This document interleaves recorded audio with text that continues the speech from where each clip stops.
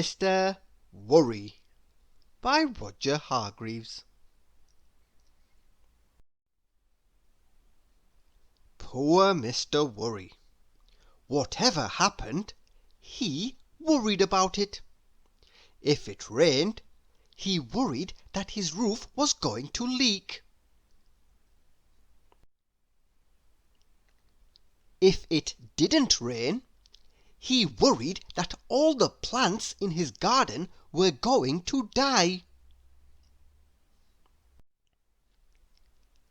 If he went shopping, he worried that the stores would be closed when he got there. And when the stores weren't closed, he worried that he was spending too much money shopping. When he got home, he worried that he'd left something behind. When he got home and discovered that he hadn't left anything behind, he worried that he'd bought too much. And then he worried where to put it all. Life was just one big worry for poor Mr. Worry. One day he went for a walk. He was worried that he might walk too far and not be able to get home. But on the other hand, he worried that if he didn't walk far enough, he wouldn't get enough exercise. He met Mr. Bump.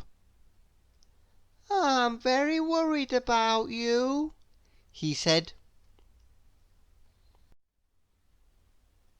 "Why?" asked Mr. Bump.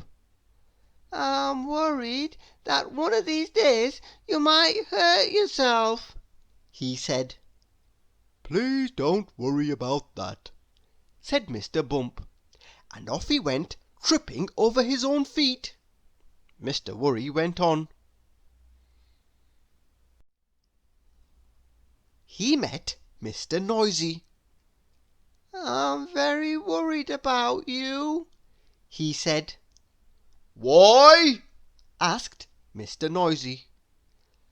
"I'm worried that you might lose your voice," said Mr. Worry. "Please don't worry about that," said Mr. Noisy, and off he went. Clump, clump, clump. Mr. Worry went on. He met Mr. Greedy. "I'm very worried about you," he said. "Why?" asked Mr. Greedy. "I'm worried that you might eat too much and get sick," explained Mr. Worry. "Me?" replied Mr. Greedy. "Eat too much? Impossible!"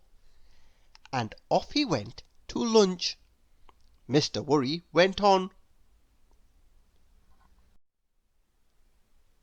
He met a wizard. "Hello!" said the wizard. "Who are you?" "I'm Mr. Worry." "And you look it," commented the wizard. "Tell you what," he went on, for he was a helpful wizard. "Why don't you go home and write down every single thing that you're worried about, and I'll make sure that none of these things ever happen." He smiled. "And then you won't have anything to worry about, will you?" Mr. Worry smiled. It was the first time he'd smiled in a long time. In fact, it was the first time he'd smiled that year. He hurried home in great excitement. When he got home, he sat down to write out all the things that worried him. Every single thing. It was a long list. Then he went to bed and had the best night's sleep he'd had in years.